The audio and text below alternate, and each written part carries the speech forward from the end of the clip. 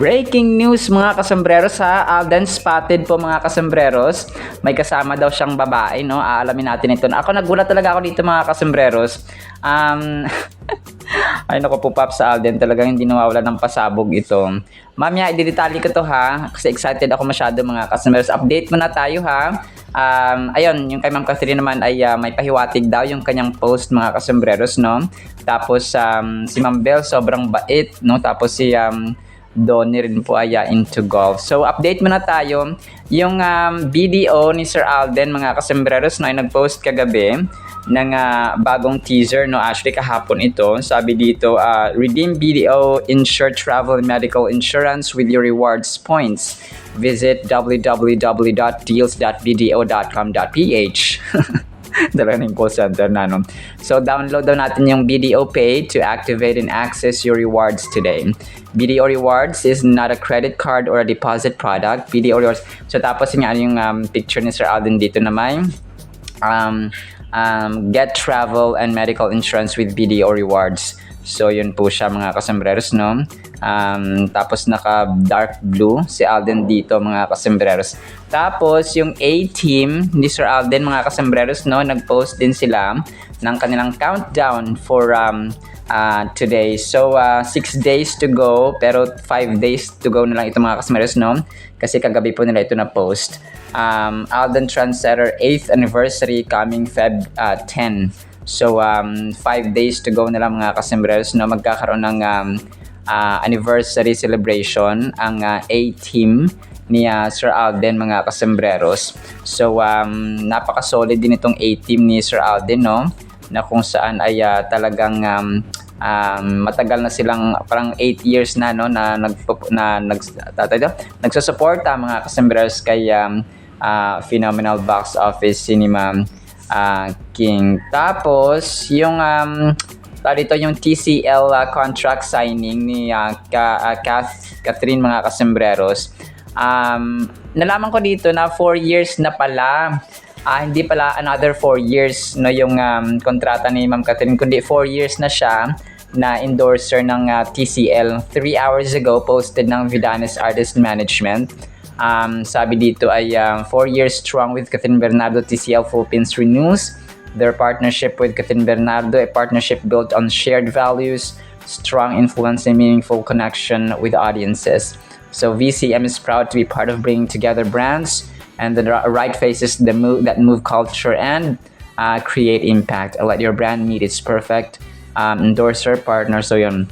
Tapos yung pictures nga ni attorney dun sa mismong contract signing mga kasembreros. Tapos yung sige, yung ano pala ha, postpone pala yung shooting ni Sir Alden mga kasembreros or taping sa Siargao. Kasi salamat kasembreros Vicky. Si kasembreros Vicky pa talagang nag-remind sa akin na may bagyo po kasi, no, na bagyong Basyang mga kasembreros. Kung kaya postpone muna, no, yung taping ni Sir Alden. So sentro kasi ng bagyo dito sa Surigao talaga. So kung kaya, di ba ang Surigao ay nasa Siargao, tapos ang ibang parte pa ng Eastern and Northern Mindanao, Southern Mindanao mga kasembreros ay actually dito ngayon nag-voice over ako ay makulimlim. So minsan umuulan, tapos hihinto, tapos ulan. Parang pabugso-bugso yung ulan mga kasembreros. So ganun po siya. Kasi nga, no, may low pressure area mga kasembreros, may bagyo na ang pangalan ay Basyang mga kasembreros. So parang yung ibang parte yata ng Visayas, Caraga, yun, Cagayan de Oro, Surigao, and then yun, yan sila yung mga talagang affected mga. And let's continue praying, no, na na proteksyonan, no, ang ating mga kababayan, especially yung mga nasa sentro talaga ng bagyo. Proteksyonan ng ating Panginoon mga kasembreros. So yun, postpone pala kasi kahapon pa ako nagtatanong kung nasa Siargao na ba si Alden mga kasembreros for Love Siargao shooting or taping. So postpone po yun mga kasembreros. Kasi nga may bagyo, no. So connected dyan mamaya yung ating major item na spotted si Alden na may kasama, no. Magugulat talaga kayo dito mga kasembreros. Tapos 6 hours ago, Showbiz Chronicles PH kinumpirma, audio proof, no, ni Catherine at Alden na yanig ang industriya at ang mundo ng showbiz sa Pilipinas ay kasalukuyang nasa gitna ng isang matinding earthquake. So grabe naman yung matapos kumalat ang balita tungkol sa isang audio recording na nag-uugnay kina Catherine at Alden Richards. Hindi lang ito basta chismis, ito ay isang revelasyong nagbago sa ihip ng hangin para sa tinaguriang Kathden phenomenon. So, pero ito po ay hindi, hindi legit mga, grabe ang likes, 306 likes mga kasambreros. So, 6 hours ago. Pero ito pa, yung Feb 7 and 8, wait. Oo, yung February 7 and 8, ito yung yung IME Music Festival mga kasambreros ni Alden Richards kasama ang mga P-pop groups at saka sina Sarah Geronimo and so on. Mga kasambreros na Bamboo, Parokya ni Edgar, at marami pang iba mga kasambreros. So Glock 9 nandun din po mga kasambreros.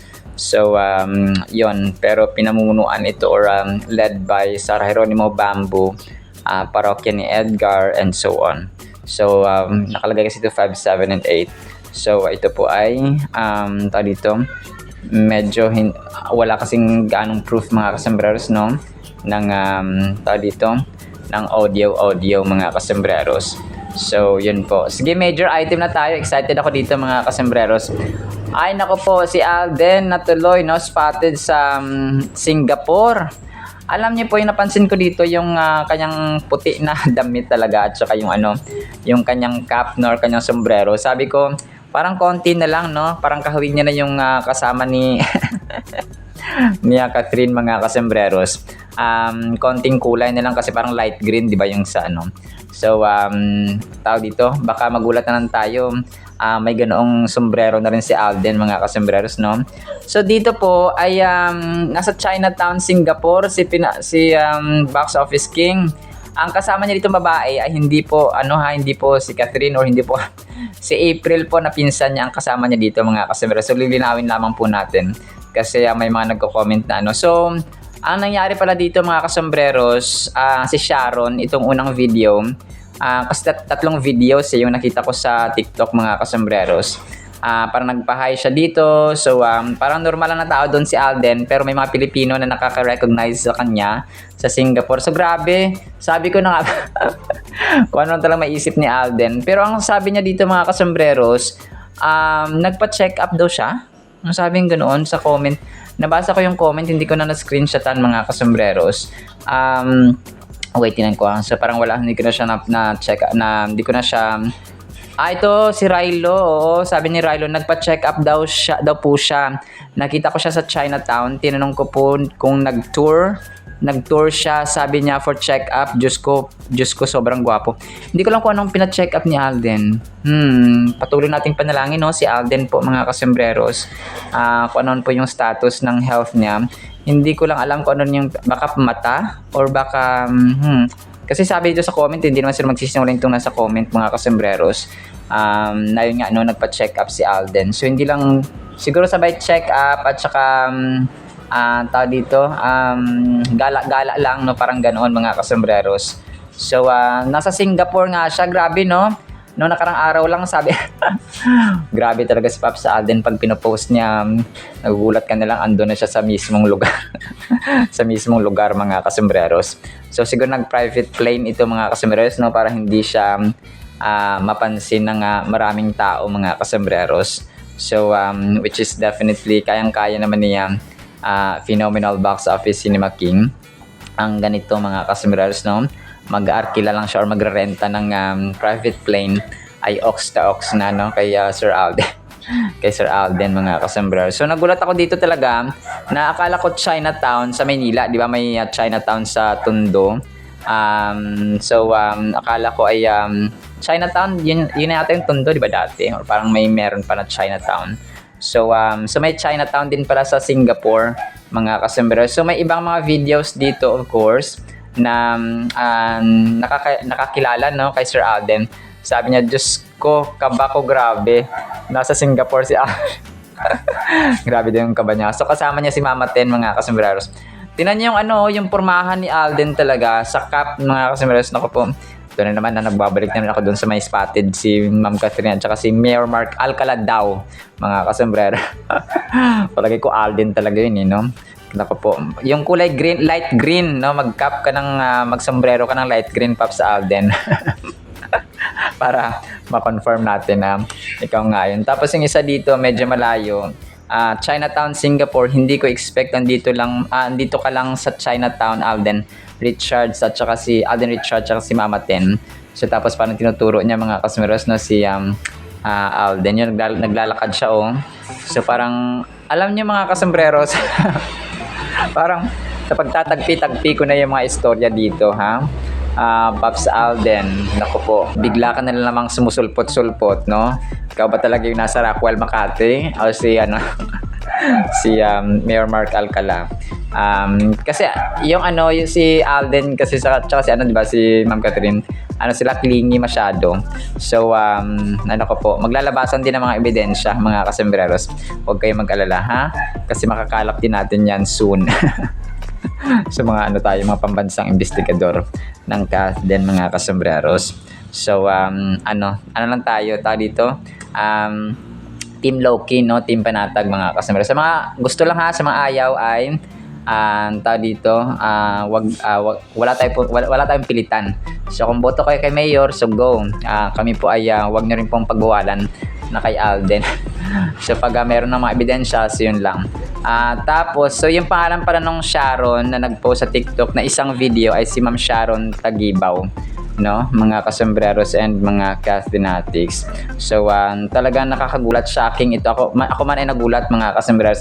Tapos itong sinasabi nila na post ni Ma'am Catherine, yung sa baraha, 6 tapos 7, mga kasembreros. Ang daming nag-speculate dito kung anong paihatig ni Ma'am Catherine. Daming likes, 327. So kung ano ibig sabihin nitong cards na pinost ni Ma'am Catherine. So may mga nagsasabi na 6 daw ay pangalan ni ni Daniel Padilla, kasi Daniel, so 6 letters, tapos Padilla 7 letters. So grabe naman mga analyzation. Sa akin naman dito, 13, 6 plus 7, 13. November 13 ang pagpapalabas dati ng Hello Love Again, mga kasembreros. Pero para sa akin, ha, parang wala lang, no? Parang game lang to kay Ma'am Catherine, mga kasembreros, without any deep meaning or cryptic meaning, mga kasembreros, or mysterious meaning. Kasi mga tao talagang parang nag-overthink lang or nag-overspeculate, mga kasembreros, no? Dito sa pinost nga ni Ma'am Catherine, mga kasembreros, the other day sa kanyang Instagram, mga kasembreros. Ito, Kathleen Shipper, sabi niya dito, labanan pala to ng mga fast food, eh. Sige nga, react nga kung sino, ang mas masarap, mas juicy at mas malinamnam, Jollibee or McDonald's. Kasi Mayor Mark Alcala, Jollibee. Si Alden naman ay McDonald's. Pero alam ko walang franchise si Mayor Mark Alcala ng Jollibee, eh. Parang bumisita lang si Jollibee sa kanya, mga kasembreros, or parang yun. Pero correct me if I'm wrong, ha, mga kasembreros, maputi rin kasi si Mayor Mark Alcala. So pero Team Tisoy tayo. Team Tisoy tayo, mga kasembreros and mga Cathenatics. Tapos ito, 58 minutes ago, si Tita Long Gumatay, no, pinost na rin yung ito yung TCL na endorsement contract signing ni Catherine, no, doon sa TCL the other day, mga kasembreros. So another 4 years with TCL, ang babaeng pinagpala sa lahat, tatahimik pero laging renew ng contract. Sabi Tita Long Gumatay, paldo na naman ang ating queen. Congratulations, yes, congratulations, no. Kasi grabe talagang tumutulong ito si Ma'am Catherine, no. Talagang palihim at pasikretong talagang tumutulong din si Phenomenal Box Office Cinema Queen, mga kasembreros, dito sa mga tao, especially sa mga foundations dun sa may dito sa may Angat Buhay Foundation, mga kasembreros, na dati pa niyang ginagawa. Walang cameras, no. Kung may mga nagvi-video man ay siguro for the record lang, pero not to the point na ibabalandaran niya sa kanyang social media, mga kasembreros, or sa kanyang social media account. So yun po yung nag-iisang Phenomenal Box Office Cinema Queen. Tapos isisingit ko tong kay Belle, Sobrang bait niya, no? Parang tinawag siya dito ng fans niya. Tapos lumingon siya. Tapos ipi-play ko to mamaya mga kasembreros. Sabi ng mga fans niya, love you. Sabi niya, hello, kamusta kayo? Umuulan, ingat kayo. Sabi niya ganon. So, sabi niya ganon ni Ma'am Bel, no? Sobrang humble niya. Sabi niya, see you sa meet, greet, and bye. Sabi niya ganon. Na sobrang ganda ni Belinda, mga kasembreros. So, yun. Sobrang bait niya. Down to earth, no? Makita mo talaga na, ano siya, sobrang grounded at humble. Ingat kayo, umuulan. Parang yung tropa mo or best friend mo na sobrang concern sa'yo kasi umuulan. Tapos, dito ko nalaman, no? Si Donnie ay nahilig pala sa golf, no? So, nung nakaraang ay nag-post din siya sa kanyang Instagram account ng ng pag-golf niya, mga kasembreros. So, pangmayaman kasi na laro. Pangmayaman na laro tong golf, mga kasembreros eh.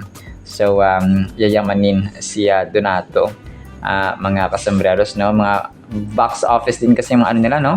Yung kanila mga serye and so on, mga kasembreros. So, talagang pinagpala din ang isang phenomenal pinagpala, no, si Donnie Pangilinan, mga. Tapos ito, si Ma'am Catherine at si Baby Kiona. Sumayaw-sayaw, mga kasembreros, sa bahay nila. Sabi niya, you're a big girl in a big world. So, yung ganun kanta, mga kasembreros eh. Pero ito po ay medyo throwback, no? Na sumayaw-sayaw si attorney at saka si Baby Kiona, mga kasembreros. So, ang kulit, magugulat na lang siya, no? After 4 years, nako, ang laki na, dalaginding na rin si Baby Kiona, mga kasembreros, kagaya ni Lexin, na kamakailan lang ay nag-birthday na, no? Dalaga na si Lexin, mga kasembreros. So, kabilis ang panahon, no? Pag nag 10 years old ang bata, tapos nag-11 na, after 3 years, 4 years, wala na, dalaga, binata na sila, mga kasembreros. Tapos ito, 21 hours ago, Katniel Forever update, pero ang pinost niya ay si Catherine lang, no? No makeup challenge, no? With makeup, no makeup. So, tapos bata-bata pa siya dito, mga kasembreros, no? Sa isang picture niya, no? Si Phenomenal Box Office Cinema Queen. Talagang natural ang beauty, no? Ni attorney, mga kasembreros. Tapos ito, ang kulit ni ang kulit din dito ni ni Donnie, mga kasembreros. Parang sumasayaw-sayaw siya, tapos parang yung paa niya ay parang nanginginig-nginig na actions, mga kasembreros. So, may kausap siya dito eh, no? Hindi ko marinig kasi music background yung nilagay nila. PGT days nila ito, mga kasembreros, no? Kasama si si Ma'am Eugene Domingo. So, ang magnanay na ito kasi ay sobrang kulit, no?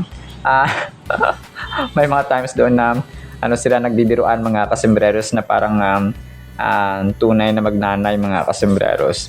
So, talagang ang cute lang. Tapos si Ma'am Catherine, yung parang itong series na parang siya, part yata ito ng kanyang Realme 15 Pro 5G na cellphone brand na endorsement, mga kasembreros. So, ito yung mga ginagawa daw niya bago yung meeting, bago yung taping, mga kasembreros. So, ang kulit niya, attorney dito. Yung mga kumapa morning routine or bago siya pumunta ng kanya mga gagawing schedule or mga gawain, mga kasembreros. So, of course, nagluluto-luto rin sa attorney. Andito si Snowy, mga kasembreros. So, pero parang sa bahay niya lang ito, parang sa bahay niya lang ito sinut, mga kasembreros. So, pre-meeting rituals, mga kasembreros. So, pero part ito ng kanyang Realme na cellphone na brand, mga kasembreros. So, yun. Pero, this is just a sort of throwback, no? Mga kasembreros and mga Cathnatics. So, ang kulit lang ni attorney dito sa kanyang ginagawa sa kanyang brand endorsement, mga kasembreros. So, talagang nilalaro na lang yung camera. Tapos ito, last item natin, no? Ang Star Cinema ay na-feature ang Don Bell, mga kasembreros. para nga sa kanilang much awaited reunion na movie mga kasembres ngayon 2026 sa sinihan. Grabe daming likes, sa 13.9 likes mga kasombrero. So although this was 2 days or 3 days ago na pinost, medyo na late tayo ng konti, pero yun po, no, aabangan natin ang pelikula or kung ano na naman ang i-offer ng Don Bell sa mga tao sa sinihan mga kasombreros. Alright, so yan lang actually sa ating CAF din at Don Bell na items mga kasombreros, no. Sana po ay try kong play itong Spotted si Alden at saka yung kay Bell mga kasombreros, no. Enjoy watching these videos po at saka pakinggan din po natin ang napakagandang salita po ng Panginoon na sobrang napakahalaga po sa ating buhay at kaluluwa. No, pagkain po ito ng ating soul mga kasombreros. So yun lamang po, and then isang pinagpalang araw po sa bawat isa. Hello. Hi, Sharon. Hi, Sharon. How are you? Thank you. You like your vlog. Thank you so You're much. welcome. Thank you. Hello po, si Alden Richard.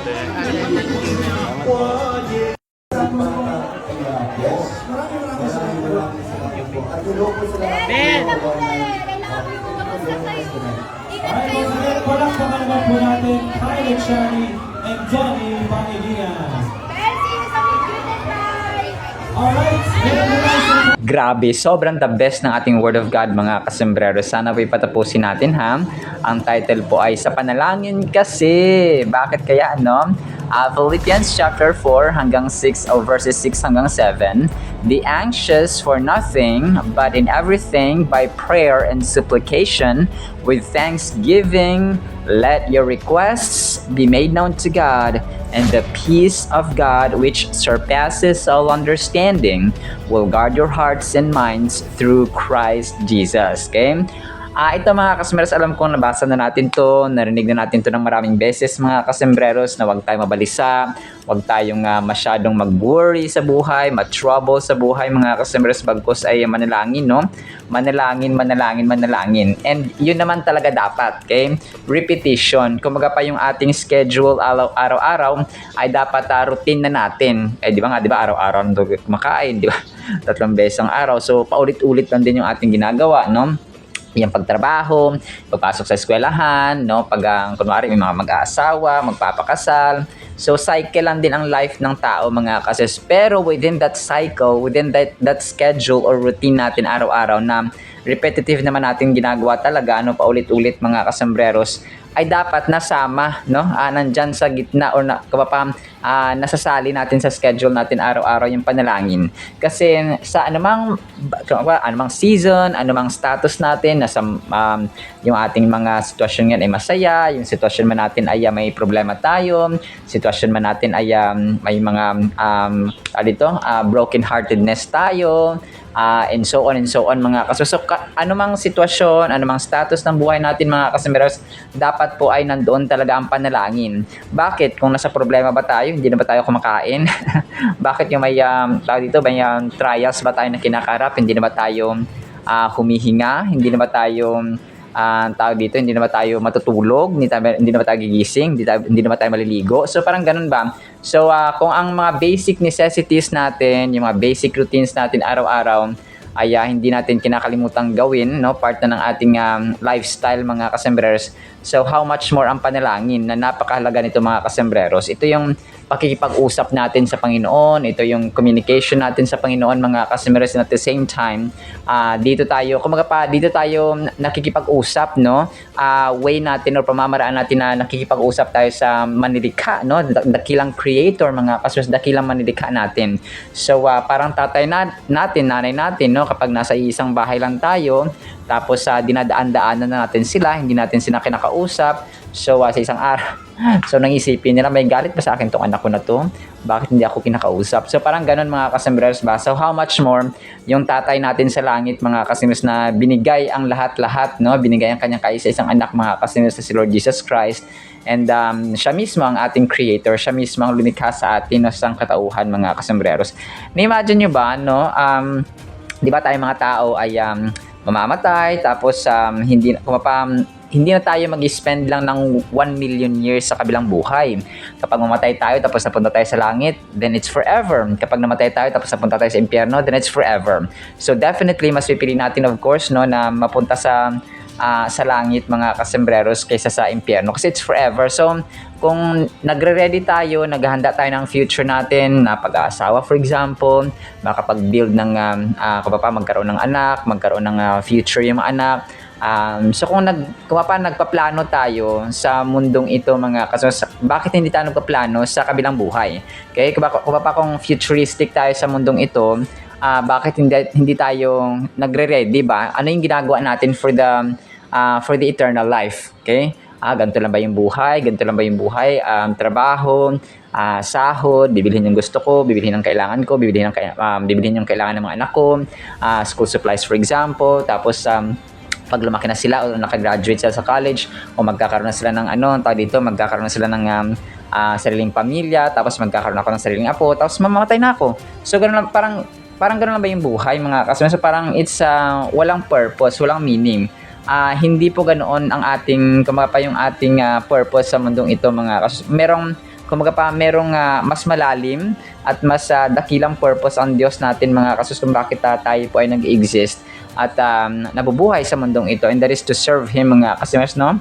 To love Him with all our hearts, mind, soul, and strength, and then mahal natin ating kapwa-tao mga kasimas sa kagaya nating sarili. So parang may ginagawa dapat tayo, hindi lang tayo nagtatrabaho sa sa mundong ito no para kumita. Yes, kailangan natin ang mga bagay na ito, kailangan natin yung mga bagay na na kailangan natin, of course, mapagkain, tirahan, damit, gamot, school supplies for example, or kung anumang necessities natin sa bahay, mga gamit na mga material at saka immaterial things. So kailangan natin ng mga ito mga kasembreros. But more than that, no, ay may mas malalim na purpose ang buhay natin mga kasembreros.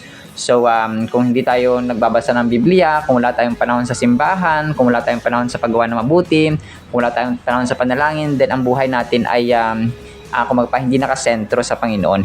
Walang purpose ang buhay natin mga kasembreros. Dito si Apostol Pablo nagre-remind sa atin na huwag tayo mabalisa, no? Yes, magplano tayo. Siguro magkakaroon tayo ng konting stressful mind sa maikling panahon, no? But not all the time na para ka na lang doon nakasentro yung iyong mindset na buong araw nakatulala ka na lang, no stress ka na lang parati, and so on. So hindi po ganoon kasi kapag nananalangin tayo dito, sabi niya present natin yung ating mga problema, Lord, masakit yung aking ulo ngayon, masakit yung aking puso, kasi nga ganito ganyan, mabigat ang aking pakiramdam, Lord, ganito ganyan. So parang lahat ng isusumbong mo, lahat ng gusto mong sabihin mga kasus ay sumbong mo sa Panginoon, because ang Diyos kapag nagsabi ka sa Kanya, hindi Kanya chismis.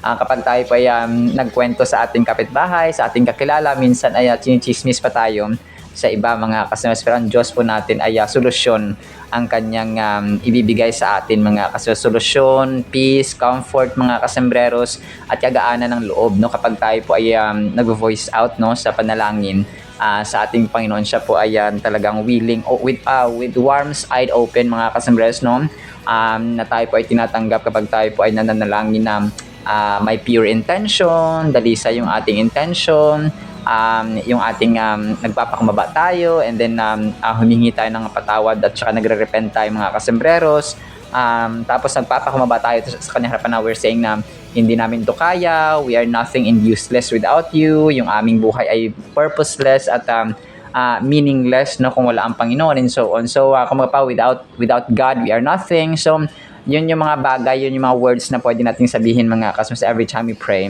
na nagpapakita ng kababaan ng loob mga kasembreros or humility.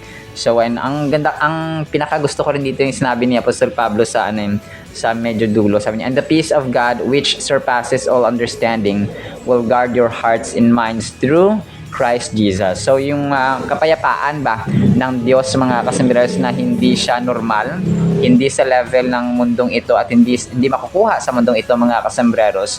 Ang level na ito ay nagmumula talaga sa ating Diyos, no, sa langit mga kasembreros, na ang kapayapaan niya ay kayang-kayang tabunan kayang-kayang i-overcome. Kung mas mataas ang kapayapaan ng Diyos mga kasembreros sa kahit anumang anumang mundo, bagay sa mundong ito mga kasembreros, and even the human understanding or human intelligence mga kasembreros.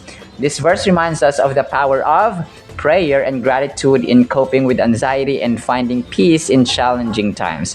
So yung mga, kunwari, nakaka-experience tayo ng mga stressful moments mga kasembreros, normal lang po yun.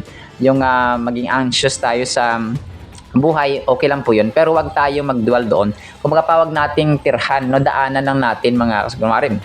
Stressful tayo ng mga 1 oras, 2 oras, no, 3 oras, maximum na yun.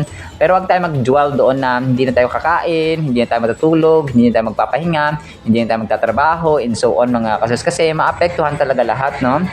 Kung kaya it's really important mga kasembreros na nagbabasa po talaga tayo ng Biblia. Kasi doon mare-refresh, no, doon mare-renew, doon mare-remind tayo na ganito yung mga pangako ng Panginoon. Of course, no, panalangin mga kasembreros. So dapat ay nagiging part na ng ating routine. When we are facing worries and uncertainties, it is natural to feel anxious, but this verse encourages us not to let anxiety consume us. So kagaya na mention natin, no, natural lang daw na magiging anxious tayo sa buhay, pero hindi natin wag nating hayaan na lamunin tayo ba, no, ng anxiety mga kasembreros. Instead, it calls us to turn to prayer to communicate our concerns to God and to do so with a heart filled with thanksgiving. So yun, panalangin may pasasalamat talaga mga kasembreros. So it's not just pahingi, Lord, bigyan mo ko nito, bigyan mo ko niyan. So hindi lang dapat ganoon ang ating panalangin. Meron dapat na pasasalamat, meron papuri sa Panginoon, and then paghingi ng patawad, and so on mga kasembreros. So kasi ang Diyos natin ay hindi siya bangko na nag-deposit tayo na kukuhain mo lang pag gusto mo. So hindi lang siya pengi niyan, hindi siya pengi noon mga kasembreros, kundi ang Diyos na dito. Parang sa ating nanay, tatay, no, kapag puro lang tayo hingi, tapos hindi tayo nagtatrabaho, tapos hindi tayo nagpapasalamat, tapos hindi tayo mapapakinabangan. So anong maging pakiramdam ng ating magulang mga kasembreros. So definitely ay magagalit, no? This act of offering our worries to God while acknowledging the blessings we have received can shift our focus from fear to gratitude, and in turn allow us to experience a sense of peace that goes beyond human understanding. So yung kapayapaan ba na hindi kayang i-offer ng mundong ito mga kasembreros, no, kapayapaan na nagmumula sa Diyos. So yun yung the best na peace na pwede nating ma-experience mga kasembreros sa ating buhay at sa ating pamilya. Alam niyo po, napakasarap mabuhay sa isang tahanan, no, na punong-puno ng ng kapayapaan, ng pag-uunawaan, ng understanding, ng humility, ng concern, ng care, ng love, and so on mga kasembreros. So napakasarap po mamuhay sa ganoong environment, no? Parang may fulfillment at satisfaction ka, no, sa buhay mga kasembreros. Alright, yung kaya sa panalangin kasi, no, kung may problema tayo, ilaban natin sa panalangin, iluhod natin sa panalangin mga kasembreros, because God is near to us mga kasembreros kapag tayo po ay nananalangin parati. So maging prayerful tayo. Huwag tayo maging reklamador, bagkos ay maging prayerful tayo mga kasembreros. Alright, so yun lang sa ating Word of God, ha, no? Pagpalain po tayo ng pag-ibig, pananampalataya, pag-asa, no? And prayerful character mga kasembreros na gustong-gusto ng Panginoon sa panalangin kasi. In the mighty, holy, sweet, magnificent name of the Lord Jesus Christ, we pray with the communion of the Holy Spirit of the living God. And everyone said, Amen and Amen. See you sa next segment mga kasembreros, and paalam po.